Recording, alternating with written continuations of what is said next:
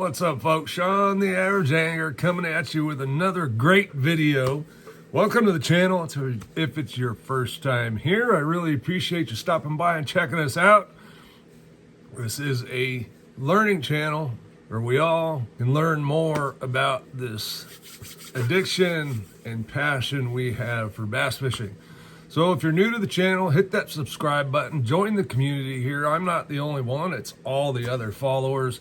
Leave comments, they help each other out. It's a great place to be. I really appreciate the growth and you taking the time to stop by and spend a little time with us. So today I want to talk about something that if you fish on a regular basis, we're all going to face. And it's really inevitable.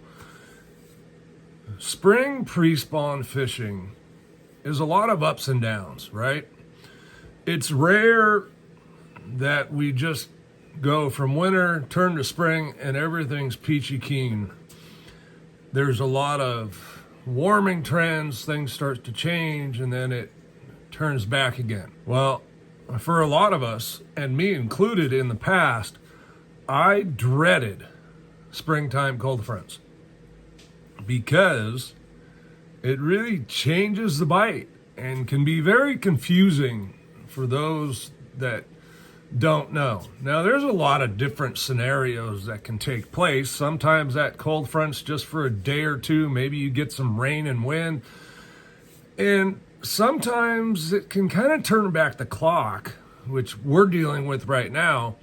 Not literally turning back the clock, but we're literally in a week plus long cold front, storm systems, all that kind of stuff. The question is, for those fish that were moving up, what are they going to do? Okay, because we all know that most of the time, depending on how you're fishing, oftentimes you can't just go back out and catch them the same way. So what happened to the fish? Did the fish move? Well, no, they didn't. But there's several things to look at here. What the cold front's going to do is it's going to halt progress in most situations. There's always that special circumstance, but in most situations, it's going to halt progress. What I mean by halting progress is it's going to stop the flow of more fish coming up, moving in, right? And if it persists, meaning it continues day after day after day, some of those fish that were kind of in between might decide to move back out. What about the ones that stay out? Are they still catchable? Well, absolutely. Now, if we were throwing a chatterbait or maybe we were burning a lipless, bites might not work near as well. One of the ways that I've really found, and this is going to vary depending on the parts of the country you're in and what types of cover you have. Fish are going to want to get into, they're going to hunker down, call it, right? So they want something to be around, in or under. So if you have mats are a great place to look. We don't have mats. Our stuff dies off in the wintertime, and then it will come back in the late spring. They will use edges. I've found that the bass love to use edges. Now, what does that mean? Is the bass sitting out on the edge? I think oftentimes they're literally just inside of something and watching the edge. Edges are a great place to feed, and just because it's cold doesn't mean the bass are going to stop feeding. What it does mean is that oftentimes our approach to get them to bite has to be adjusted. Okay, my situation this last few days up at Clear Lake, last weekend it was beautiful, was warming up, the hitch had started moving into creeks, the big bass were coming behind them, and then we got this cold front, which I think started the day before I went fishing up at Clear Lake. So it was the second day we were there of the cold front, and the fish were still semi-active. Call it semi-active. Some rip bait fish, But for the most part, I really kind of went into my cold front mode, which for me is throwing something and letting it sit. Now, I'm not completely dead sticking it, but I'm being patient with it as it hits the water, splash, sinks to the bottom, and I'm leaving it there for 20 seconds. It just, think of your bait crashing in there, and it comes flying in when everything else around is very slow, not racing around a lot, right? There's not a whole lot of activity. That's been a big piece of my success in catching bass in cold fronts. Now, if you have mats, you can punch through mats, that kind of thing. The other big one that works really, really well, depending on where you're at, and I'm going to get into something here in just a minute, maybe it'll be a separate video, is a crankbait. Could be a flat side, right? Megabass Sonic side, could be a Fritz side, could be the 6 Sense Crush, flat 75. Something in the shallow realm. I want something that's not overly buoyant. I want to be able to stop the bait and have it not just rise back up to the top. It's just not natural. And when it's cold, those fish tighten up a bit, if you will. Now, if we practice properly, and that's the big key here, right? Practice properly. We know the cold front's coming. Weather usually tells us, right? We have a clue that, hey, the weather's going to change. Then we look for multiple areas. We look shallow, and we look out for those fish that haven't started moving in yet, because those are going to be the more reliable fish during that cold front. Whether it's, depending on how far along they are, their wintering hole or maybe a staging area, because typically staging areas, those fish are just going to hang out there. Okay, they've made that commitment to stage, and they're going to stay there and wait it out. We're typically talking, it can vary depending on bodies of water, but I think 10 to 15 feet on just about every lake I fish is pretty standard, okay, for staging depth. And things like the stupid tube, right, can be really good, but running a deep diving crankbait through those areas, something that's going to easily get to bottom and deflect, because we really want to trigger a bite.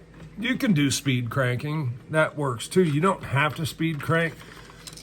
During cold fronts, deflecting off of stuff is necessary, okay? Because again, the fish aren't really necessarily wanting to chew, but they need to eat.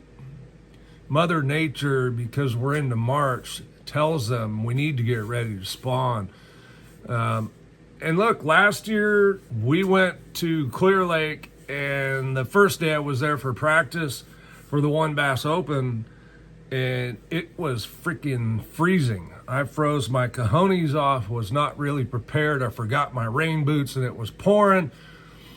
And by the start of the tournament day, 5 days later, they shot to the beds on day one and overnight. There were some fish there already spawning, but very few. And boy, did they show up in droves, and I had never seen them move that quickly. But anyway, the point is, the daylight hours and that stuff tell the fish, hey, it's time to get ready. However, those cold fronts, major wind, snow, these things all do affect the fish. Now, if it's warm, then we're dealing with something different, but we're dealing with cold fronts, and we all have cold fronts in the spring. It's springtime, right? It's not summer, it's spring, so we get a little bit of both. In most years, it can vary from time to time. But this is also a very good time to break out a Carolina rig, okay? Carolina rig, free rig. I'm not as much on a drop shot, just because number one, I'm not a huge drop shotter, but number two, I'm looking for some presence. If it's cold and that fish isn't really feeling active, I want to have something that makes them feel like it's worth the effort to go and get it. For instance, and this isn't that tiny of a worm, this is a 7-inch worm, but you look at this compared to this. Okay, there's a lot more beef here than here. And if you've been out fishing all day long, freezing your butt off, which one are you going to go for? Are you going to go for the big ass ribeye? Or are you going to go for a little freaking cheeseburger? I'm going for the ribeye every time.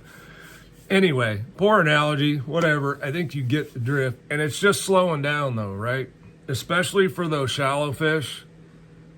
I'm slowing down. I'm going to throw this out there. I'm going to let it sit for a bit before I start doing anything with it. Now, a lot of times what I find is that these fish will come over and pick it up before you move it. It's an easy meal.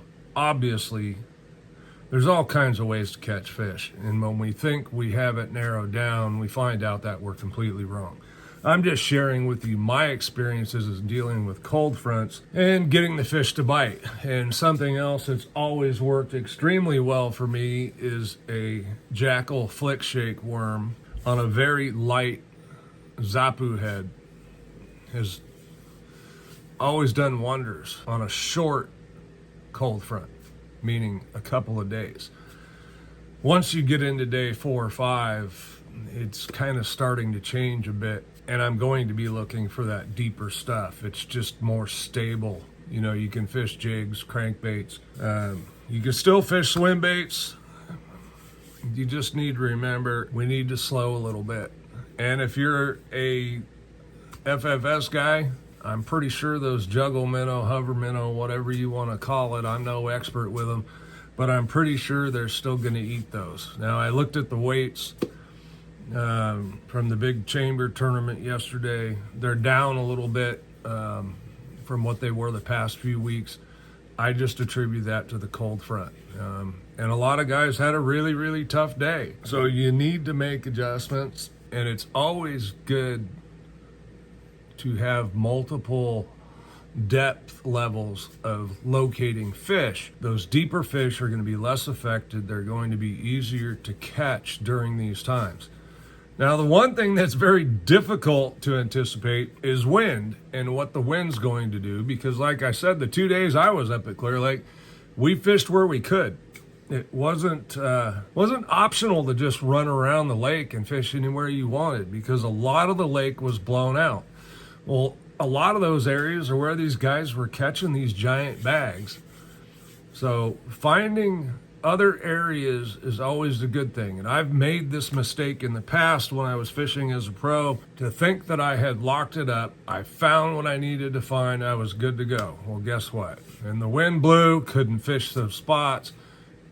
And now I'm left with, oh shit, what do? I don't have anything on those types of banks or in that direction. So always keep looking, keep exploring, keep trying to find more. Sometimes you might find something better by doing that. Who knows? But anyway, cold fronts can be a very good time to catch fish. It just typically we need to tone it down just a little bit. Think about it. We're out there cold. The fish, they're in the water. The water temperature doesn't normally drop that fast, especially down a little deeper. It does affect them. Barometric pressure is what I'm talking about. Plus, we were pretty much on a full moon, so that also affects. But anyway, enough of that. I'm Sean, the Average Angler. If you enjoy this kind of content, hit that subscribe button down below. Help us grow the channel here. I really appreciate it. Thanks for watching. We'll see you on the next one.